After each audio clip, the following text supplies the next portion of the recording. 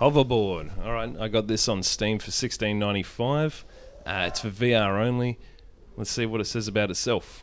hoVRboard is a thrilling free-riding game for VR only. Learn the unique physics-based controls at your own pace. Intuitive but hard to master. So this game came out on the 13th of September, so not too long ago. It's been out for about 5 weeks now as of the time of this review. I picked it up about a week ago, and I've played roughly about 2 to 3 hours so far. What are the options like? All right, looking in the options menu, you can see that it's fairly bare bones. There's some graphical presets and then some choices as to where you go and what board you use.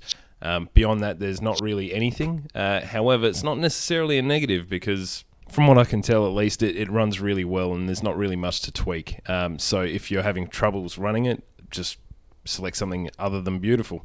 So what about the game itself? It'll drop you in the world in like a tutorial sort of level, I guess, and it's got some instructions that are on the billboards all strung around as you move through the tutorial level, which is quite small, but that's all it really needs to be. The controllers here are your feet. You do not control the board, obviously, with your feet because that would be far too difficult to develop. So instead you use the controllers and just pretend as though they're moving your board around and everything.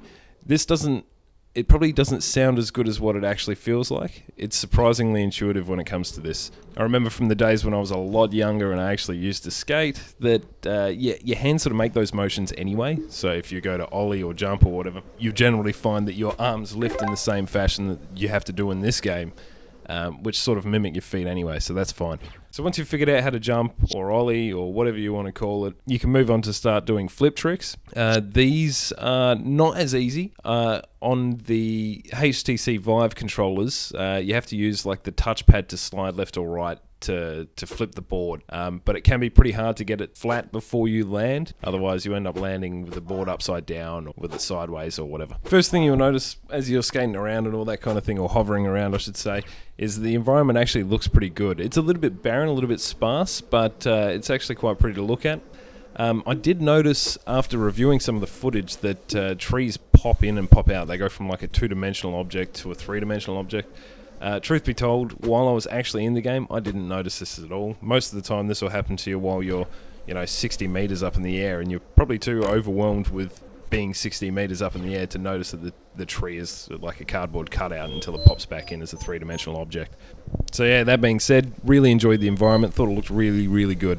So most importantly, what's the experience like? I thought it was absolutely brilliant, and this is something that I'll probably jump in from time to time and just play every day after I need to relax after a long day at work or something like that.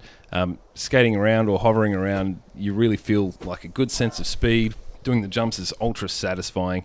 Getting some of the flip tricks and everything, if you get it actually right, feels really good.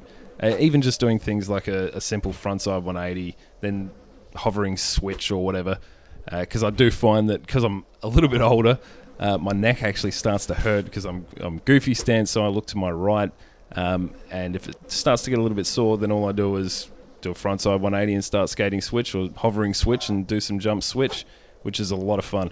There is a very light progression system in which you can unlock other hoverboards. I've only got hoVRboard 2, which is just a lot faster than hoVRboard 1 from what I can tell. hoVRboard 3, from what I understand, splits in half and you can end up flying around. I haven't got that far yet, but I'm looking forward to unlocking that because that looks like a lot of fun. But in the meantime, I'm super satisfied just floating around and trying to get as big an air as possible and just being in that environment, being able to relax and all that kind of thing. That's really what this is about, just the experience itself. Sorry for the super short review here. There's not a whole lot to say about this game.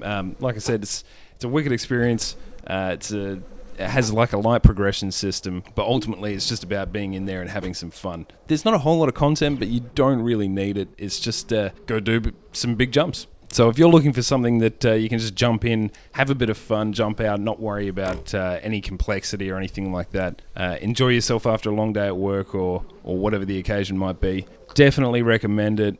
It's super cheap. It's only $16.95 Australian, so I imagine cheaper in other nations around the world. Grab this, you won't regret it. It's great fun.